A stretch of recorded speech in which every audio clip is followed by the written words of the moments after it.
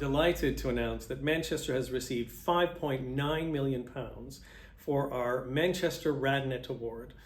This is an extraordinary award that allows us to place experimental radiotherapy into the clinical realm for the benefit of our patients to a much higher degree than ever before. This award represents more than a century of fundamental and experimental radiotherapy research here in Manchester, driven by the Christie NHS Foundation Trust in collaboration with the University of Manchester and now in partnership with Cancer Research UK.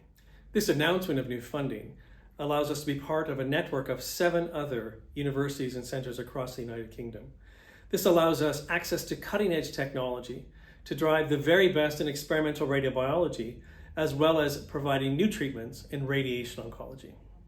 This second wave of funding for the next 5 years allows us to put more resources into the study of what is the best use of proton beam therapy in the United Kingdom and new indications for this remarkable therapy to provide targeted therapy with less side effects.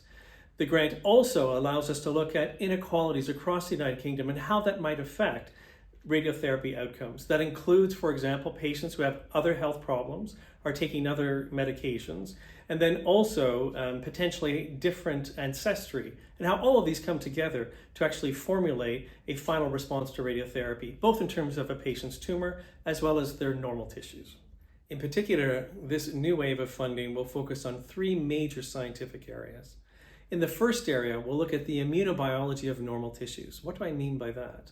Actually, we're going to look at different immune responses of normal tissues to radiotherapy to understand side effects due to the immune system responding to radiation dose.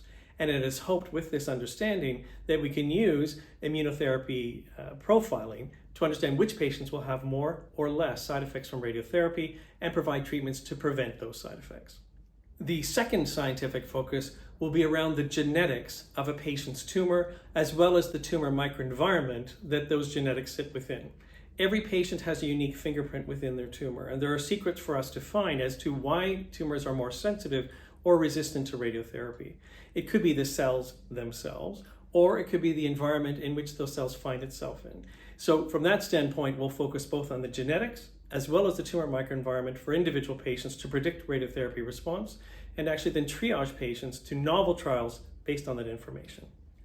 Our third area is even more clinically focused, and that is the concept of virtual clinical trials. This is where we use computer simulation of all the data that we have so far to understand how patients will respond to novel therapies, actually within a computer as opposed to a clinical trial, and therefore design the clinical trial the best we can in order that we have a positive result with that trial.